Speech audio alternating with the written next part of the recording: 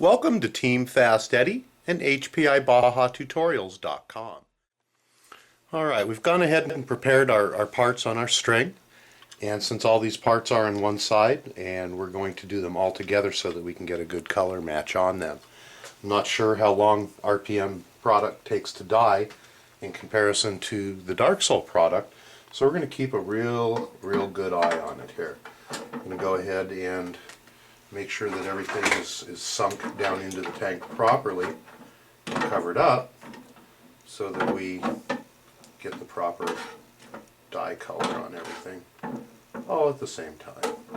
And it looks like I'm going to need a little bit more water here because everything doesn't want to submerge. So I'm going to go ahead and get some more water in there before it dyes too long. Okay, I'm going to put a little bit more water in here so everything gets covered up properly. There we go.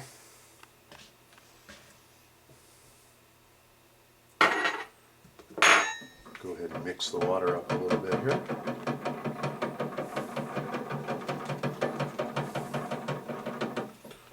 Go ahead and pull it out. Do our color matching. It's not quite dark enough yet. So we'll put it back in for another minute.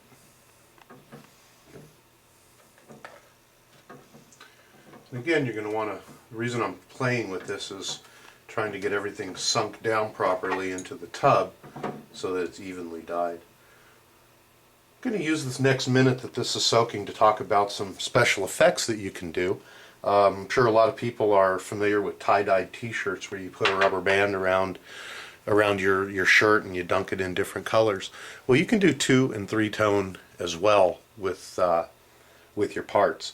Basically what you're going to want to do is set up one color in your tub and only submerge the part halfway in, and go ahead and let half of it dye, whatever half or part that might be, and then once that's done you can go ahead and change out your water, flip your part around and dye the other side. So if you're doing a fade paint job that's one color in the front and fades to another color in the rear, you can also do that for, say, to your roof scoop. You can start off with blue in the front and do half, and then do yellow or green or black, whatever, in the back. Or you can do an angle or side to side depending on however you want to sink this in. And you can do that with any part. Let's go ahead and double check the color match on our RPM A-arms against the hood scoop here. And it looks like we're starting to get close. It still is a little bit, maybe 1 or 2 shades too light. So we're going to go ahead and dunk it back in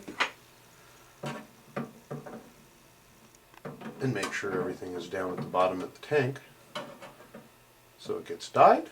And we're going to go ahead and let that stuff sit for another minute. I'm going to go ahead and shut off the video, and as soon as it's done we'll be right back.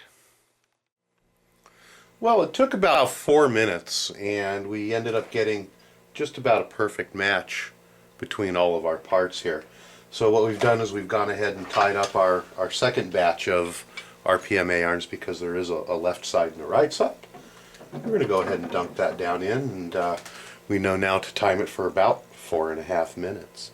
We're going to go ahead and do this one, and as soon as it's done we'll pull them out and we'll go ahead and wrap up this video. Okay, it's been about 4.5 minutes. We're going to go ahead and pull out our second set. Let it drip off. Set it down. Color match it.